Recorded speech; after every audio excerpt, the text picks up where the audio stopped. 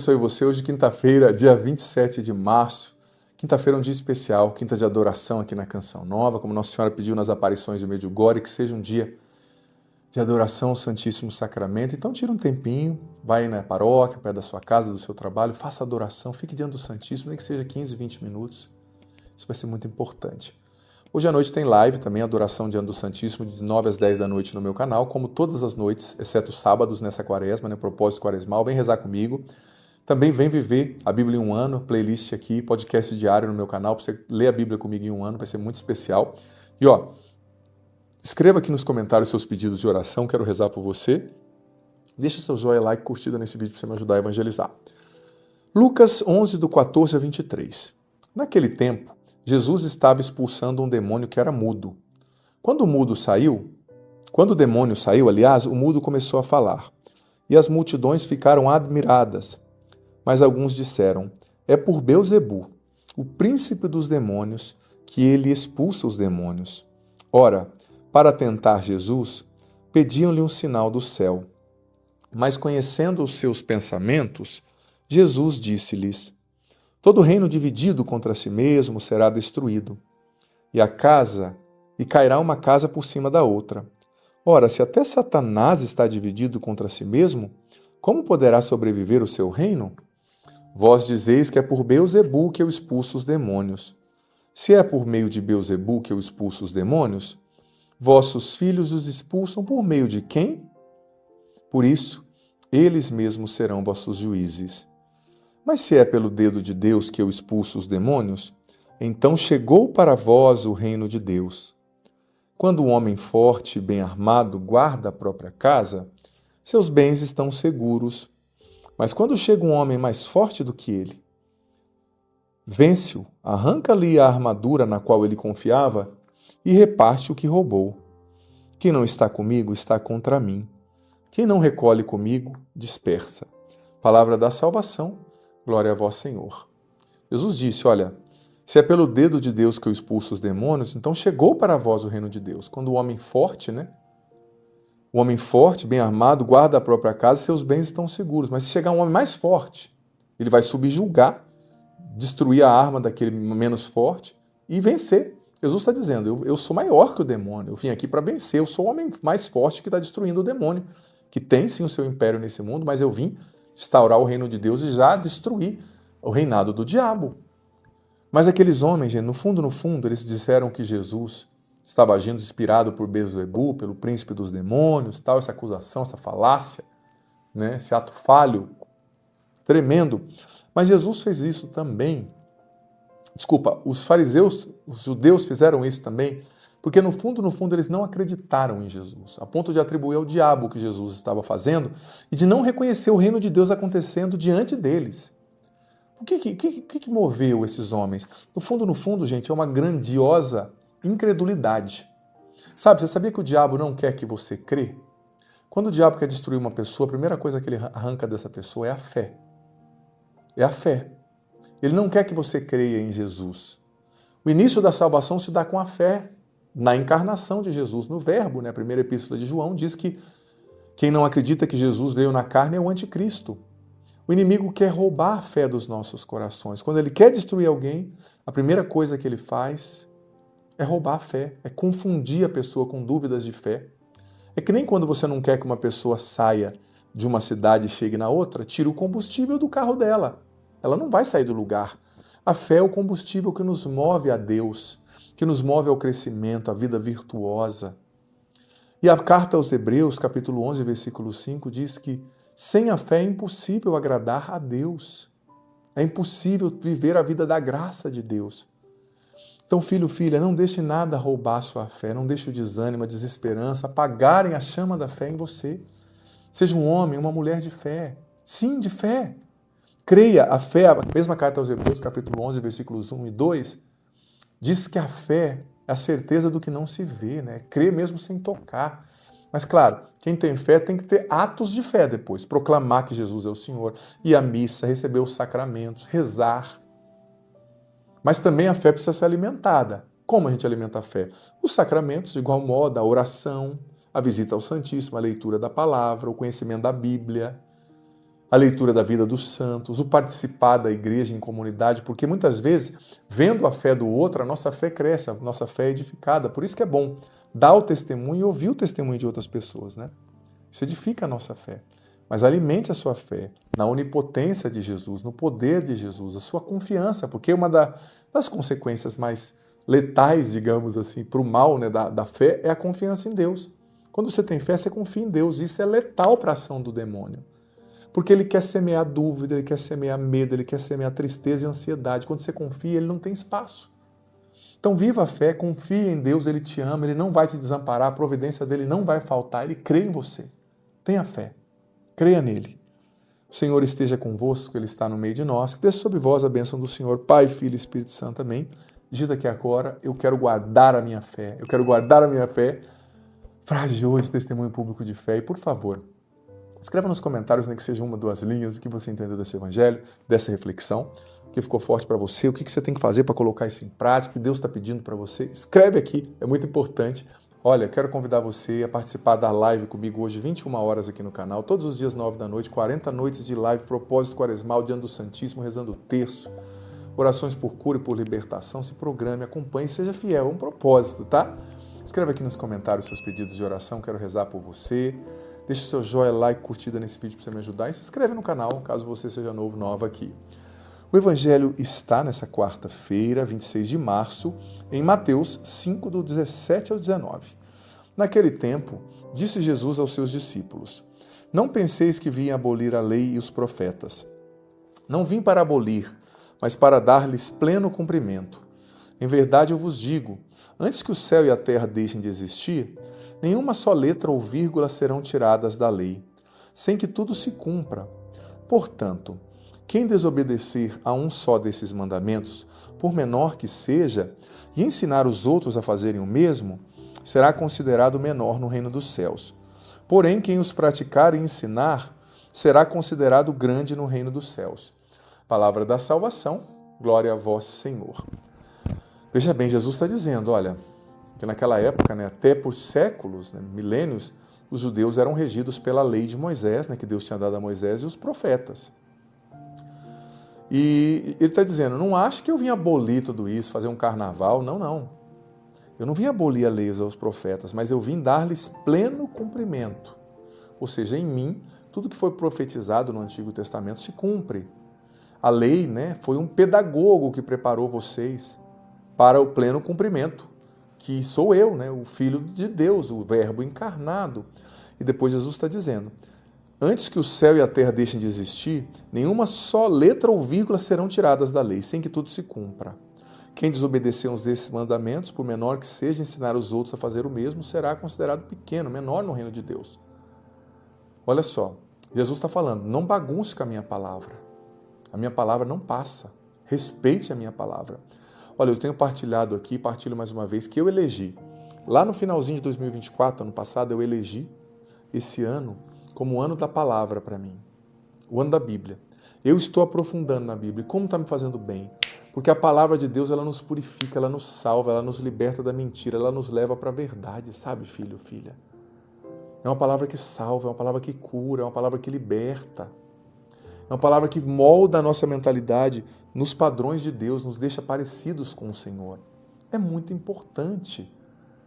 É uma palavra de vida, de libertação, de cura e salvação. Amado, amada, conheça a palavra de Deus. Eu estou fazendo, né, desde 1º de janeiro, um propósito aqui no meu canal, que é Bíblia em um ano. Leia a Bíblia inteira comigo em um ano. Todo dia está entrando um vídeo aqui de 15, 20 minutos sobre a palavra de Deus. Nós vamos ler a Bíblia inteira em um ano aqui no canal. E eu vou explicar ponto por ponto. Por quê? Porque eu vejo que muitos católicos vivem um analfabetismo bíblico.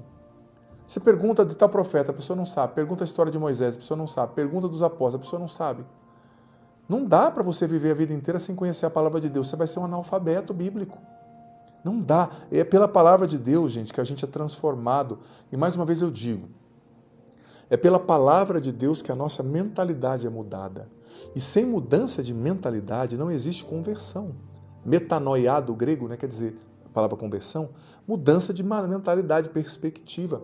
Mas é justamente a vivência, a leitura, o conhecimento da palavra de Deus, da Bíblia, que vai fazendo a nossa mente, os nossos princípios, conceitos e valores se adequarem aos princípios, conceitos e valores de Deus, do reino dos céus.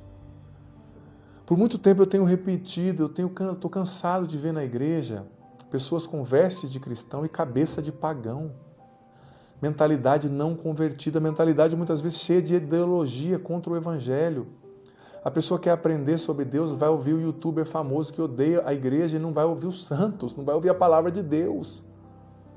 Temos que conhecer a palavra de Deus. Você que não está vivendo, quiser viver comigo esse um ano, leia a Bíblia em um ano, começa, tá a playlist aqui, leia a Bíblia em um ano. É só você participar, é de graça, não custa nada, sabe? Vem participar, vamos estar junto. Profunde-se na palavra de Deus, porque ela é muito importante e nada da palavra de Deus vai passar. Continuando esse evangelho mesmo, né? Eu acho que é nessa mesma sessão aqui, perícope, que a gente chama no estudo técnico da Bíblia, Jesus vai dizer, o céu e a terra passarão, mas as minhas palavras não vão passar. Então, a palavra de Deus é uma âncora firme.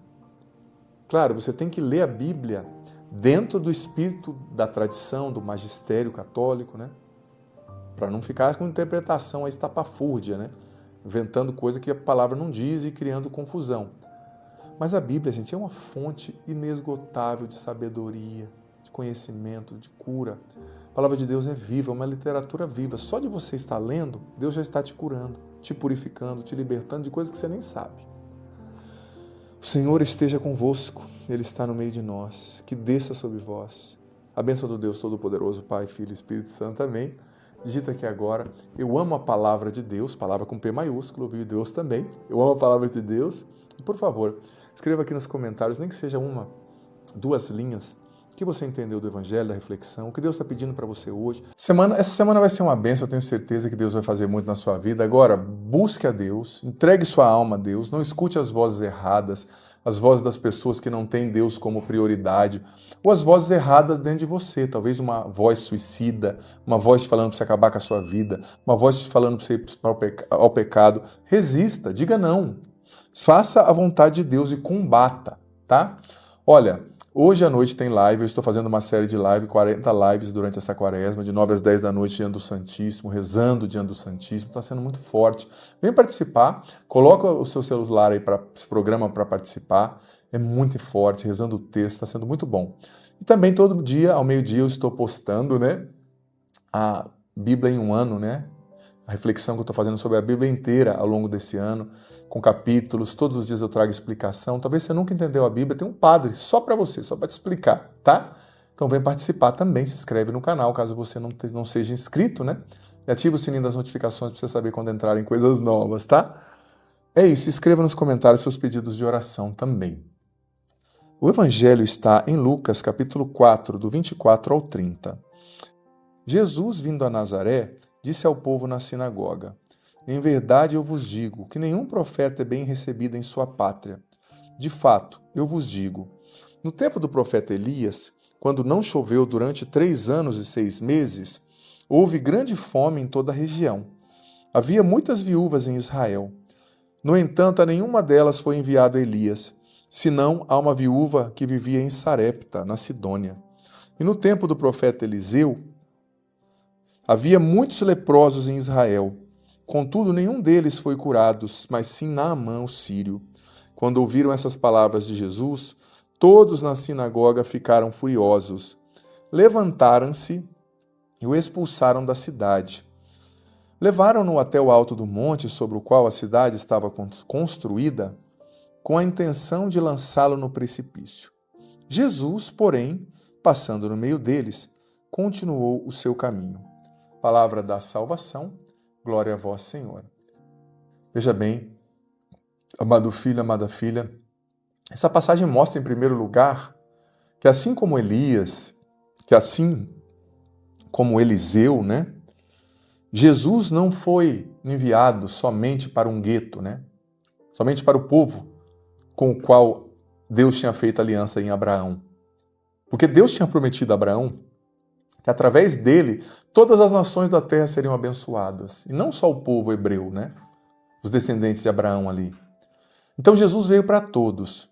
Mas Jesus está contando essa parábola, né, justamente em Nazaré, na sua cidade, porque ele percebeu que os seus, aqueles que o conheciam, não o estavam aceitando, né? O estavam rejeitando. Por quê, né, gente? Eu queria entender a psicologia dessa passagem. Por que que a gente, esse comportamento humano é tão periódico, digamos assim, né? Por que que a gente não aceita aquilo que a gente conhece? Por que que a gente não celebra o dom de quem cresceu com a gente, de quem a gente conhece? Por que que a gente não aceita que a esposa, que o esposo, que o irmão pode fazer uma coisa extraordinária? Que aquela pessoa que você conheceu hoje é um padre extraordinário, que aquela pessoa que você conheceu hoje é o gestor, o CEO da empresa. Por que que a gente tem tanta dificuldade a reconhecer o talento do outro, de celebrar a bondade, o que é bom no outro, né? A virtude no outro? Sabe por quê? Por inveja e orgulho. Porque para reconhecer que o outro é bom, eu tenho que, entre aspas, dar o meu braço a torcer, né? E às vezes nós somos tão orgulhosos, o orgulho é o pior dos pecados, que a gente se acha Deus, né? Eu não, se eu falar dele eu vou me diminuir. Não, você não está se diminuindo, celebrando o talento do outro. Pelo contrário, você está mostrando a nobreza da sua alma, né? É preciso ser humilde para reconhecer o que o outro tem de bom. Mas a gente precisa fazer isso, reconhecer. E não só reconhecer, celebrar o talento do outro, elogiar, né? Eu penso que a gente tem que construir uma cultura de elogio, de feedback positivo também, nas nossas famílias, na igreja. Quando tiver que corrigir, corrijamos, falemos, sentemos, mostremos o que não está legal, mas também aprendamos a elogiar, a celebrar os avanços. Talvez a pessoa não é tudo que ela precisava ser ainda como médica, como cantora, como pregadora, como motorista, mas ela já não é o que ela está melhorando. Então vamos celebrar, né? Vamos elogiar, vamos valorizar o esforço das pessoas.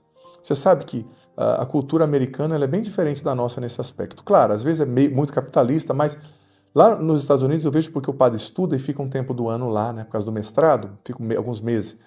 Tudo que você faz é recompensado. Se você coloca o lixo para fora ajudando o seu vizinho, ele te dá $10. Não é que a gente tem que cobrar, não é isso não é ser capitalista ao excesso. É no sentido que eu percebo que eles valorizam o seu tempo, o seu esforço.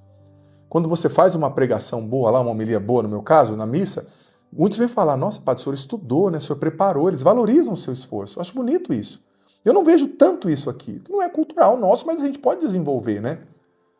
Valorizar o tempo que o outro dedica a uma tarefa, valorizar o esforço do outro. Às vezes, a gente contrata um profissional e a pessoa está dando sangue, a gente trata como se fosse obrigação dela. Não, obrigação é ela fazer mais ou menos. Se ela está fazendo a mais, outra coisa que é bonita nos Estados Unidos, quando um profissional vai te prestar um serviço na sua casa, por exemplo, instalar um box no seu banheiro, e se ele faz isso bem feito, de forma atenciosa, lá ele sempre dá uma gorjetinha, né? Não é que tem que pagar, não é só isso, não é só o aspecto capitalista, é que está valorizando o seu empenho, o seu esforço, sabe? É bonito isso, claro, às vezes se explora demais isso, tem gente lá que paga pouco para os garçons, né, viver de ter, né, de gorjeta, mas não é isso que eu estou dizendo. Quero dizer da cultura do valorizar o outro, sabe? Quem você chegou na sua casa para comer, a sua esposa fez comida, ela ficou com a barriga ali no fogão, tá? Ela gastou tempo. Obrigado, meu amor, por esse arroz está tão gostoso. Seu marido chegou cansado, obrigado, eu sei que não foi fácil, mas você também está trabalhando por nós, pela família. Sua esposa chegou cansada do trabalho, obrigado, meu amor. Você se esforçou por nós. Os filhos, obrigado, mãe, por ter lavado a minha roupa. Reconhecer, celebrar o que é bom no outro, valorizar o esforço do outro. Isso é importante, isso só vai trazer benefícios para a nossa vida. O Senhor esteja convosco, Ele está no meio de nós. Que desça sobre vós, sobre a sua semana, a vossa semana, a bênção do Deus Todo-Poderoso, Pai, Filho e Espírito Santo. Amém. Digita aqui agora, eu quero ser luz. Nossa frase de hoje, testemunho público de fé. Escreva aqui nos comentários, nem que seja uma, duas linhas, o que você entendeu, que ficou forte para você desse evangelho.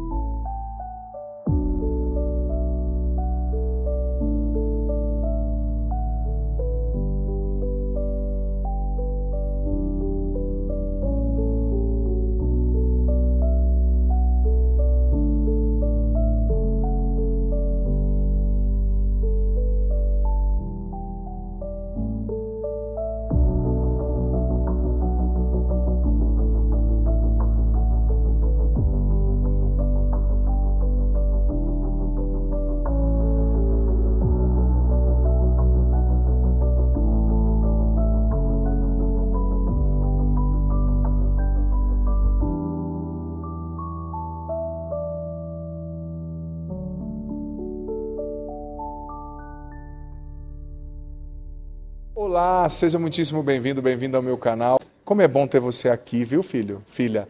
Olha, domingo é sempre um dia muito especial, é o dia de ouvirmos a Deus, de estarmos com a família, de nos demorarmos na presença de Deus, sabe? E a missa também, ler a palavra, de maratonar aqui no canal do Padre Adriano, porque não? Assim você vai se inteirando de conteúdos fantásticos que vão te abençoar. Quero indicar hoje a playlist Para Ser Feliz, de todos os meus programas Para Ser Feliz. Deixa rolando ali enquanto você vai fazendo exercício, enquanto você vai caminhando, enquanto você vai cozinhando, faxinando. Muito importante. Olha, se você é novo aqui no canal, se inscreve agora no canal, tá? Ativa já o sininho das notificações para você ser informado, informada, todas as vezes que entrar um conteúdo novo por aqui. E deixa já de antemão seu joia, seu like, sua curtida nesse vídeo, porque assim, e só assim, você me ajuda a evangelizar.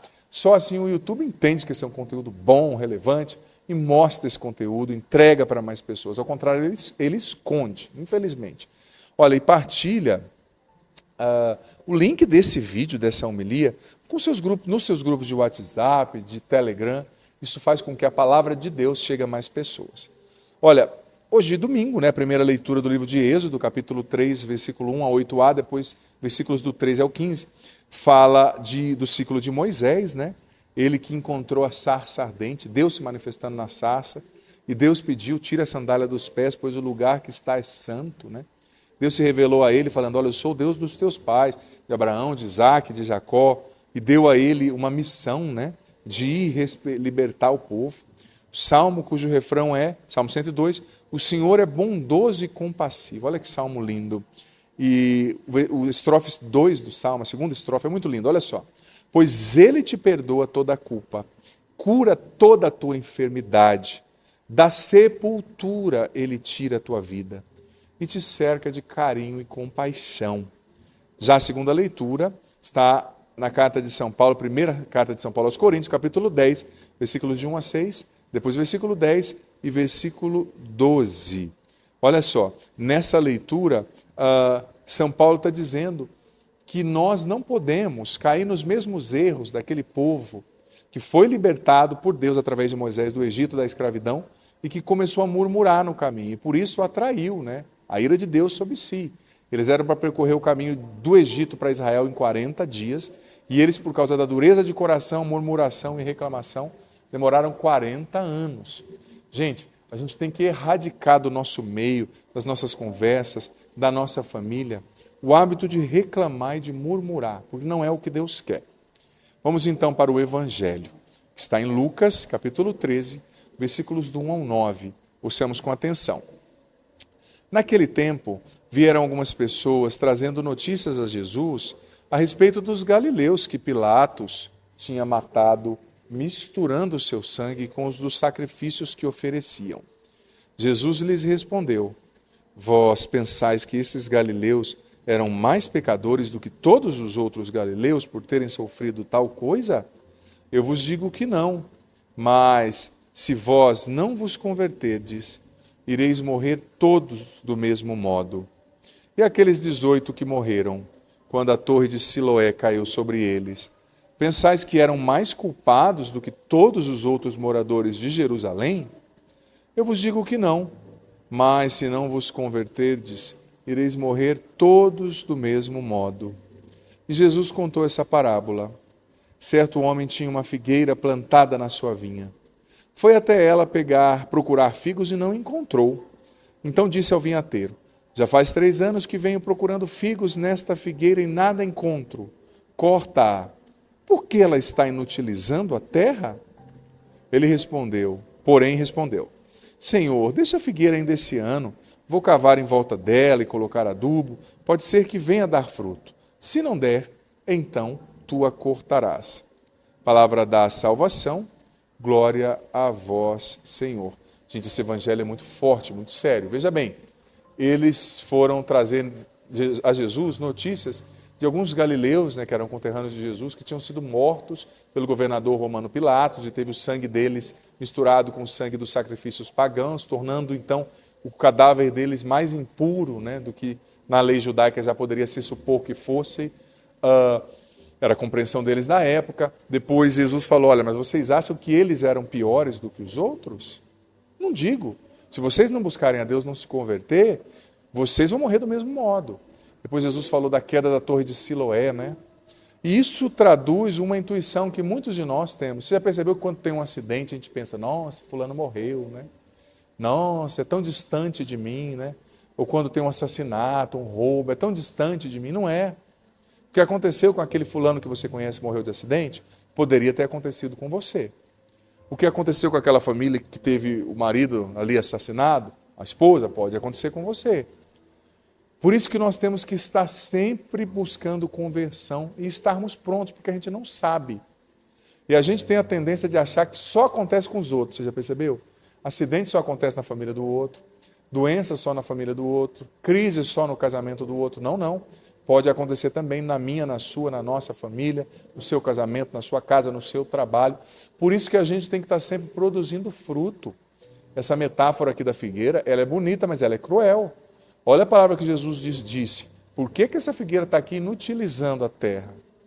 Gente, nada é mais condenável diante de Deus do que uma pessoa inútil. Uma pessoa que não produz frutos para Deus, para o amor, para a evangelização, para a salvação. A minha vida, a sua vida, precisa produzir frutos. Frutos, sim, de amor, de conversão, de salvação para os outros, mas frutos também de conversão. De mudança de mentalidade. Tem gente que participa da igreja há 40 anos, mas continua pensando daquela forma pagã, daquela forma mundana, utilitarista. Vai na igreja só para falar mal do padre, para reclamar na mulher que estava fazendo a leitura, que tem o decote, ou que deixou de ter, não está certo, mas você vai lá para pecar, para ficar falando mal dos outros, né? Sabe, está 30 anos na igreja, mas continua vendo pornografia, o que é um pecado grave, tá? É um pecado tão sério, porque o ser humano é criado à imagem e semelhança de Deus. E na pornografia, o ser humano é tornado um objeto, uma coisa. Podia ser a tua filha, podia ser minha irmã, minha sobrinha, sabe? Então, quem sustenta essa indústria é quem assiste. Pecado grave. Está 40 anos na igreja, mas continua vendo pornografia. Está errado, tem que se confessar e renunciar. Isso pode se tornar um vício que destrói você. Está 40 anos na igreja, mas com a língua fala mal do padre, fala mal de todo mundo, vai na igreja só para reparar e falar mal. 40 anos na igreja, mas não perdoa. Faz 15 anos que a sua mãe te falou aquilo, você guarda. Se você não produzir frutos, você vai ser cortado. Cortada como essa figueira. Sabe, é Jesus que está falando. Ai, padre, que duro, não sou eu que estou falando, é Jesus. Quantas pessoas, me perdoe a sinceridade, mas que a impressão que dá é que se morrer não vai fazer falta nenhuma, porque não produz fruto nem de conversão para si e nem de bênção para a vida dos outros. Nós não podemos inutilizar a terra da vida. Nossa vida precisa produzir frutos, sobretudo nessa quaresma, já estamos no 3º domingo. Nossa vida precisa produzir frutos, e frutos de vida nova, frutos de conversão. O Senhor esteja convosco, Ele está no meio de nós, que desça sobre vós, vossa família, sobre a água que vós apresentais, a bênção do Deus Todo-Poderoso, Pai, Filho e Espírito Santo. Amém. Filho, filha, não saia aqui desse vídeo, não saia sem deixar o seu comentário. Nem que seja uma linha, 3 palavrinhas, o que Deus falou ao seu coração, nesse evangelho, nessa reflexão, o que ficou forte aqui para você. Escreve rapidinho, isso é importante porque vai te ajudar a entender o que Deus está te pedindo hoje, o que a palavra está te falando hoje, e vai te ajudar, consequentemente, a colocar isso em prática. Deixa aqui também nos comentários o seu pedido de oração, o nome das pessoas, das situações pelas quais você quer que eu reze, que eu vou rezar com muito gosto. Se você é nova no meu canal, já peço, por gentileza, inscreva-se agora no canal, ativa já o sininho das notificações para você ser informado, informada, todas as vezes que entrar um conteúdo novo por aqui. E deixa já agora seu joia, seu like, sua curtida nesse vídeo, porque assim você me ajuda muito também a evangelizar. Assim o YouTube entende que é um conteúdo relevante e mostra para mais pessoas, tá? Olha, quero convidar você também, hoje é sábado, se você tiver um tempinho a mais, escolhe uma playlist aqui do meu canal depois aqui da reflexão para você ouvir, deixar rolando aí na sua casa, enquanto você lava roupa, se exercita, passa roupa, viaja, trabalha. Eu te indico hoje a playlist, não sei se você já ouviu, sobre as virtudes, pecados e virtudes. Conteúdo bem legal aí para abençoar você. E também tem a playlist do programa Minutos de Sabedoria, que é muito bonita também. Os textos dos doutores da igreja, reflexões bem precisas. Vamos lá então, você pode deixar também aqui nos comentários o seu pedido de oração, o nome das pessoas, as situações pelas quais você deseja que o Padre reze. porque isso é importante a gente criar esse clima de oração e as pessoas que vêm aqui também no canal vão ver os seus pedidos, vão rezar também. Aqui é uma família, a família do canal do Padre Adriano Zandoná. A gente reza uns pelos outros, a gente apresenta uns aos outros as intenções, é muito bonito, tá? Vamos então para o Evangelho, que está em Lucas, capítulo 15, versículos de 1 a 3, depois versículo de 11 a 32. Naquele tempo, os publicanos e pecadores aproximaram-se de Jesus para o escutar. Os fariseus, porém, e os mestres da lei criticavam Jesus. Este homem acolhe os pecadores e faz refeição com eles. Então Jesus contou-lhes uma parábola. Um homem tinha 2 filhos. O filho mais novo disse ao pai: Pai, dá-me a parte da herança que me cabe. E o pai dividiu os bens entre eles. Poucos dias depois, o filho mais novo juntou o que era seu e partiu para um lugar distante. E ali esbanjou tudo numa vida desenfreada. Quando tinha gasto tudo o que possuía, houve uma grande fome naquela região. E ele começou a passar necessidade. Então foi pedir trabalho a um homem do lugar, que o mandou para o seu campo cuidar dos porcos. O rapaz queria matar a fome com a comida que os porcos comiam, mas nem isto lhe davam. Então caiu em si e disse: Quantos empregados do meu pai têm pão com fartura, e eu aqui morrendo de fome? Vou-me embora e vou voltar para o meu pai e dizer-lhe: Pai, pequei contra Deus e contra ti. Já não mereço ser chamado teu filho. Trata-me como a um dos teus empregados. Então ele partiu e voltou para o seu pai. Quando estava ainda longe, seu pai o avistou, sentiu compaixão. Correu-lhe ao encontro, e abraçou-o e cobriu-o de beijos. O filho então lhe disse: Pai, pequei contra Deus e contra ti. Já não mereço ser chamado teu filho. Mas o pai disse aos empregados: Trazei depressa a melhor túnica para vestir meu filho, e colocai um anel no seu dedo, e sandálias nos pés. Trazei um novilho gordo e matai-o. Vamos fazer um banquete. Porque este meu filho estava morto e tornou a viver. Estava perdido e foi encontrado. E começaram a festa. O filho mais velho estava no campo. Ao voltar já perto de casa, ouviu música e barulho de dança. Então chamou um dos criados e perguntou o que estava acontecendo. O criado respondeu: É teu irmão que voltou. Teu pai matou o novilho gordo porque o recuperou com saúde. Mas ele ficou com raiva e não queria entrar. O pai, saindo, insistia com ele. Ele, porém, respondeu ao pai: Eu trabalho para ti há tantos anos, jamais desobedeci a qualquer ordem tua. E tu nunca me deste um cabrito para eu festejar com meus amigos.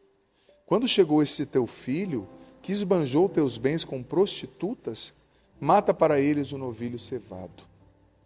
Então o pai lhe disse: Filho, tu estás sempre comigo, e tudo que é meu é teu. Mas era preciso festejar e alegrar-nos, porque este teu irmão estava morto e tornou a viver. Estava perdido e foi encontrado.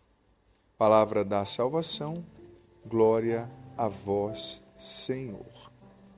Veja bem, Jesus contou essa parábola com um endereço muito preciso na época dele, porque os cobradores de impostos, as prostitutas, eram desprezados pelos fariseus e mestres da lei, que os consideravam muito pecadores, né?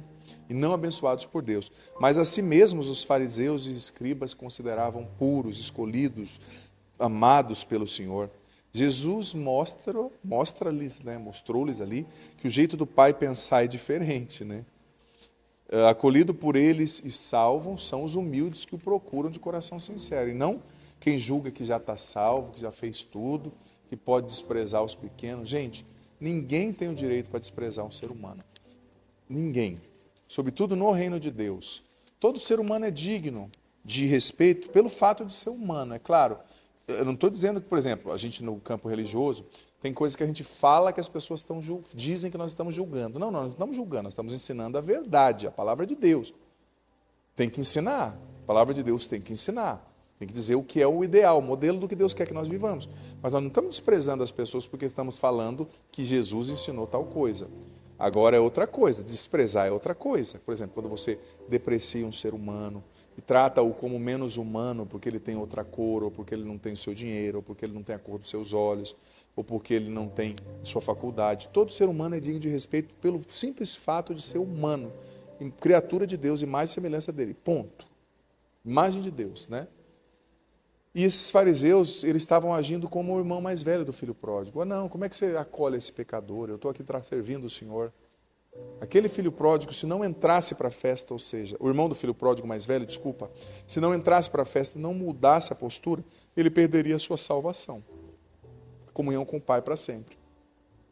Porque o que adianta eu e você sermos bons, sermos da igreja, se nós condenamos os outros, não temos misericórdia com os pequenos, fracos e aqueles que querem misericórdia? O versículo 20, em especial do Evangelho, ele revela o jeito do pai pensar, né? O filho tinha ensaiado uma rimazinha, uma desculpa, uma confissão pública para dizer para o pai: eu pequei contra o céu, contra ti, me trata como um dos seus empregados.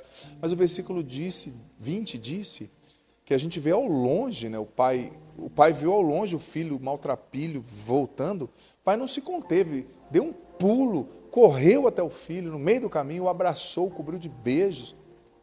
E com certeza ele começou a falar: pai, peguei contra o céu, contra ti. O pai falou: para, para mim o importante é você, porque você voltou para casa. Porque o voltar para casa, na Bíblia, é uma metáfora da conversão, da volta para Deus, do abandonar o pecado e o mau caminho. Todas as vezes que você se decide abandonar o pecado e o mau caminho e volta para Deus, ele te acolhe desse jeito, ele vai ao teu encontro correndo, te abraça, te cobre de beijos. Todas as vezes que você vai à confissão, isso aqui acontece. Deus vai ao teu encontro, te abraça, te cobre de beijos e te perdoa, te levanta. Talvez você lutando contra um pecado no qual você recaia, um pecado de estimação, por anos, você não consegue mais, você está querendo entregar os pontos e viver no pecado. Não faça isso. Continue lutando. Se você e eu morrermos lutando e tentando, nós vamos para o céu. Não entregue os pontos. Lute. Lute com a graça de Deus, você vai ser perdoado e vai chegar uma hora que você vai vencer esse mal no cansaço. Mas saiba que Deus é uma misericórdia infinita. Deus é fonte de misericórdia infinita. Infinita. Ele não julga, ele não condena, ele está sempre pronto a acolher aqueles que o buscam de coração humilde e sincero. Claro, não dá para brincar com Deus, fazer da igreja a casa da mãe Joana. Tem que se converter de verdade, né? Tem que levar a sério o reino de Deus. Mas eu digo para você, Deus é misericórdia, seja você também. Seja a expressão dos braços do Pai, que abraça as pessoas, que acolhe os pecadores. E ao mesmo tempo não abuse da misericórdia de Deus. Não abuse do que Deus te proporciona. Leve a sério a fé, leve a sério o Evangelho, leve a sério a palavra de Deus. O Senhor esteja convosco, Ele está no meio de nós. Que desça sobre vós, sobre a água que vos apresentais, a bênção do Deus Todo-Poderoso, Pai, Filho e Espírito Santo. Amém. Digita aqui agora a nossa frase de hoje, testemunho público de fé. Eu sou um filho ou uma filha amado ou amada. Em 10 segundinhos você digita, não sai sem digitar. Eu sou um filho amado. Isso é importante. É o nosso testemunho público de fé que a gente está dando aqui, que a gente entendeu o Evangelho, que a gente está tomando posse, tá? Aí, escreve aqui também nos comentários o que você entendeu desse Evangelho, o que ficou forte para você, que Deus está te pedindo através dessa reflexão. Isso é muito importante para te ajudar a fixar a palavra no seu coração. Todos os dias consumir esse conteúdo e não se inscrever, né? Ativa também o sininho das notificações para você ser informado, informada. Todas as vezes que entrar um conteúdo novo por aqui, e deixa já de antemão seu joia, seu like, sua curtida nesse vídeo. Assim você me ajuda demais a evangelizar. Olha só, primeira leitura do livro de Gênesis, capítulo 37, versículos do 3 ao 4, depois versículos de 12 a 13a, depois o versículo de 17b a 28. A história começa já a falar da história de José do Egito, né? O que os irmãos fizeram com ele, jogando-o na cisterna por inveja, depois vendendo-o como escravo. Salmo 104, lembrai sempre as maravilhas do Senhor. E vamos então para o Evangelho, que está, ouçamos atentamente, em Mateus, capítulo 21, versículos do 33 ao 44, depois do 45 ao 46. Naquele tempo, dirigindo-se Jesus aos chefes dos sacerdotes e aos anciãos do povo, disse-lhes: escutai esta outra parábola. Certo proprietário plantou uma vinha, pôs uma cerca em volta, fez nela um lagar para esmagar as uvas e construiu uma torre de guarda. Depois arrendou a vinhateiros e viajou para o estrangeiro. Quando chegou o tempo da colheita, o proprietário mandou os seus empregados aos vinhateiros para receber seus frutos. Os vinhateiros, porém, agarraram os empregados, espancaram a um, mataram a outro e ao terceiro o apedrejaram. O proprietário mandou de novo outros empregados, em maior número do que os primeiros, mas eles os maltrataram da mesma forma. Finalmente, o proprietário enviou-lhes seu filho, pensando: ao meu filho eles vão respeitar. Os vinhateiros, porém, ao verem o filho, disseram entre si: este é o herdeiro, vinde, vamos matá-lo e tomar posse da sua herança. Então agarraram o filho, jogaram-no para fora da vinha e o mataram. Pois bem, quando o dono da vinha voltar, o que fará com esses vinhateiros? Os sumos sacerdotes e os anciãos do povo responderam: com certeza mandará de matar de modo violento esses perversos, e arrendará a vinha a outros vinhateiros, que lhe entregarão os frutos no tempo certo. Então Jesus lhes disse: vós nunca lestes nas Escrituras: a pedra que os construtores rejeitaram tornou-se a pedra angular? Isso foi feito pelo Senhor, e é maravilhoso aos nossos olhos. Por isso eu vos digo: o reino de Deus vos será tirado, e será entregue a um povo que produzirá frutos. Os sumos sacerdotes e fariseus ouviram as parábolas de Jesus e compreenderam que estava falando deles. Procuraram prendê-lo, mas ficaram com medo das multidões, pois elas consideravam Jesus um profeta. Palavra da salvação, glória a vós, Senhor. Gente, eu e você reproduzimos esse mesmo comportamento aqui, sabe? Dos donos, aqueles que arrendaram a vinha, né? Que a vinha era do dono, do proprietário, eles não pagaram a renda combinada, mandou o empregado, bateram, espancaram o empregado, mandou o filho, mataram o filho. Olha como esses homens eram ardilosos, cruéis, né? Maldosos mesmo, né? O cúmulo da maldade. E depois, claro, que o dono da vinha mandou seus servos para matarem eles e tomar ali a vinha, né? Na metáfora aqui, na parábola contada por Jesus. Mas você sabia que nós reproduzimos esse mesmo comportamento desses vinhateiros quando nós não cuidamos do que Deus nos dá? Quando nós usufruímos, melhor dizendo, da vinha que Ele nos confia, mas sem apresentar os frutos no devido tempo, sem lhe devolver, né, os frutos. Porque veja bem, a sua vida é uma vinha, a sua saúde, a minha saúde é uma vinha, o seu casamento é uma vinha, a sua vocação é uma vinha, você é sacerdote, você é missionário consagrado, sabe? A sua vida é uma vinha, é isso mesmo, uma vinha. Você é uma vinha. É preciso saber cuidar bem da vinha que é a sua vida, seu casamento, sua vocação, sua castidade. Se você não é casado, e mesmo dentro do casamento, a castidade que é própria aos casados, né? O seu chamado é uma vinha. Você está cuidando disso? E mais, você está produzindo frutos? É preciso produzir frutos e entregar a Deus o fruto no tempo certo. Sabia que não produzir fruto é um pecado maior do que produzir, é um pecado quase semelhante ao produzir frutos maus, né? É como na dinâmica que o catecismo ensina. O pecado de omissão é tão pecado como o pecado de ação, né? Você está entendendo? Então você precisa cuidar bem da vinha que é o seu casamento, que é os seus relacionamentos, que são os seus relacionamentos, melhor. A vinha, desculpa, que é os seus relacionamentos. Você tem que cuidar bem da vinha, que é aquilo que Deus te confia, os dons que Deus te deu, tua família, tua casa, tua empresa, tua saúde, o templo do Espírito Santo, que é o seu corpo. Cuide com responsabilidade, sabe? Cuide com dedicação, filho, filha. Cuide mesmo, se entregue e produza frutos, frutos de conversão.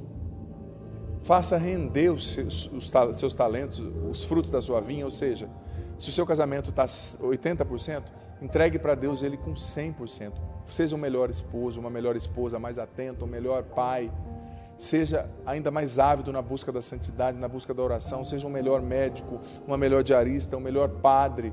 Cuide da vinha que é o seu talento, que são os seus dons, que é o seu trabalho. Produza fruto e devolva para Deus com fruto. Senão, você vai estar usufruindo, depredando da mesma forma que os vinhateiros fizeram, né?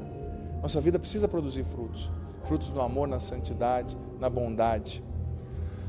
O Senhor esteja convosco, que Ele está no meio de nós, que desça sobre você, filho, tua vida, tua história, teu coração, permaneça para sempre. Sobre a água também, a bênção do Deus Todo-Poderoso, Pai, Filho e Espírito Santo. Amém.